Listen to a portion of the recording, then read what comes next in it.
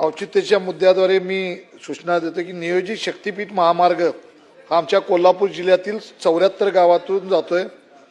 सुरुवातीला याची अलाइनमेंट वेगळी होती आणि आता शासनानं परत ही अलाइनमेंट बदलली आणि नागपूर गोवा शक्तीपीठ द्रुतगती महामार्ग हा 856 किलोमीटर लांबीचा ग्रीनफील्ड द्रुतगती महामार्ग नियोजित आहे। या महामार्गामध्ये कोल्हापूर जिल्ह्यातील तब्बल 74 गावांचा समावेश आहे।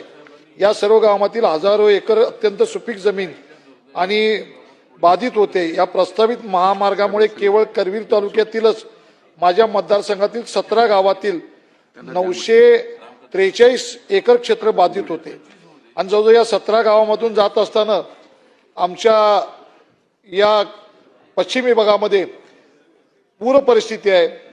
नद्या 5 नद्या या आमच्या मतदारसंघामधून जातात आणि कोल्हापुरातून कोकणाला जाणारे नॅशनल हायवे 3 आहेत।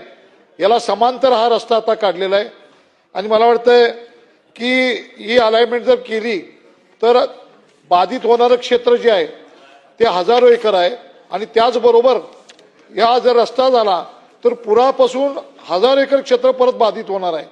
त्यामुळे माझी आपल्याला सभागृहाला विनंती आहे की पूर्वीची अलाइनमेंट या ठिकाणी जी होती ती का बदलली आणि मला वाटतं नवी अलाइनमेंट आता जाहीर केली तर हा शक्तीपीठ महामार्ग जो जाणार आहे याची अलाइनमेंट पूर्वी जी आहे ती ठेवावी आणि आमच्या या मतदारसंघामधून जाणारी अलाइनमेंट पुन्हा एकदा बदलावी अशी मी या ठिकाणी या सभागृहामार्फत मंत्री महोदयांना सूचित। घराचं स्वप्न, सुरक्षित भविष्यासाठीची गुंतवणूक आणि प्लॉट घ्यायचा विचार आला की मग नाव फक्त एकच, आविष्कार। कोल्हापूरकरांच्या विश्वासाचं हक्काचं ठिकाण म्हणजे आविष्कार इन्फ्रा।